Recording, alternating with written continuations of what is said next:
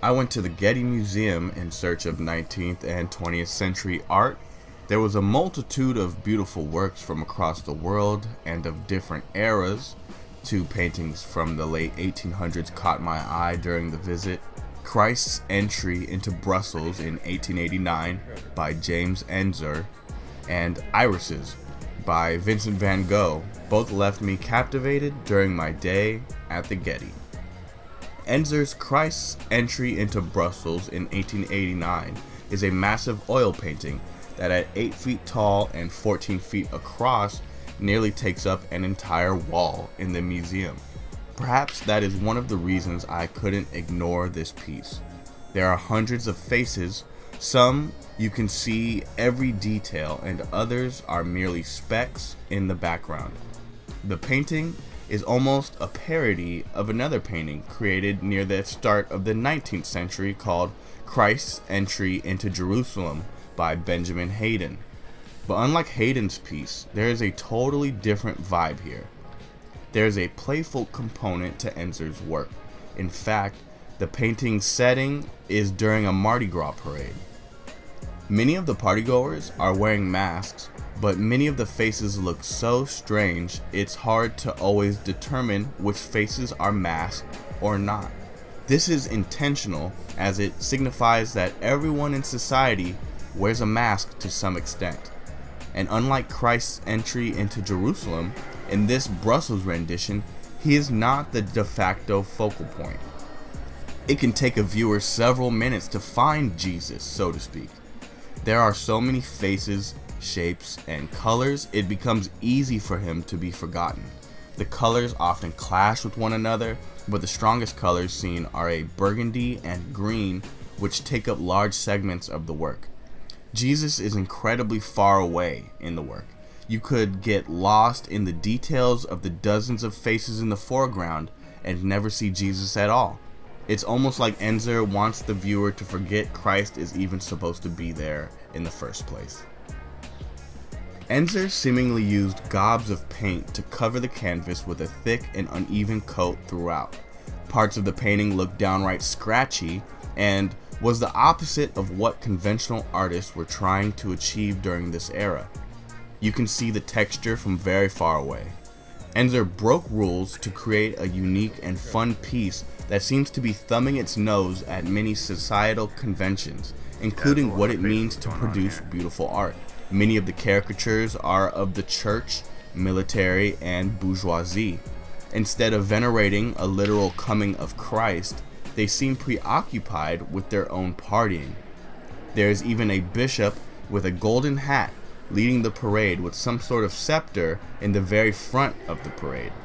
He seems more preoccupied and content leading the parade instead of paying attention to the holy figure that he is alleged to have dedicated his life to. Ensor is critiquing the church of his day that seems to place self-importance above the very foundation of their religion. Christ is intentionally lost in this painting, within this mocking critique of humanity and social structures. This is a significant work that is a precursor to Expressionism and breaks a multitude of conventions. It's not neat or flattering of its subject matter. Lines that should be straight are crooked, faces that should have symmetry are lopsided, and the arrival of Christ, which should be venerated, is an afterthought in the scope of a raucous parade. Irises was painted by the renowned Vincent van Gogh. Even people who are disinterested in art are at least aware of Van Gogh's existence and the story of the troubled artist cutting off his own ear. The act of self-mutilation happened after he got into a heated argument with a fellow artist. He blacked out in his anger and had no memory of the cutting. Well, after he chopped off his own ear, Van Gogh admitted himself into an institution called the St. Paul Asylum in the south of France to seek help for his failing mental health. To pass the time, he would paint what he saw in the asylum's garden. Irises was one of those paintings. It is his interpretation of some of the plant life he saw during his stay. Irises is a very calm and beautiful painting. There is a sense of serenity about it, and the flowing lines of the flower stems and leaves give it a sense of movement. I imagine Van Gogh saw these flowers gently flowing in the wind and believe he found great inner peace admiring and recreating what he saw in the garden. There is an array of different shades of green for the leaves, stems, and grass.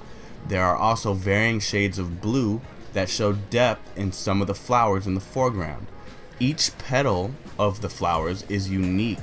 No two petals have the same size, shape, or shade. Towards the left background, there are a smattering of yellow flowers with occasional black squiggles that act as shadows. On the left side, there is a singular white flower that is standing almost completely upright. This flower seems to be a focal point of the painting, and my eye would drift toward it while viewing. The bottom of the painting features a brown-orange like dirt, and it really complements the cooler colors in the piece.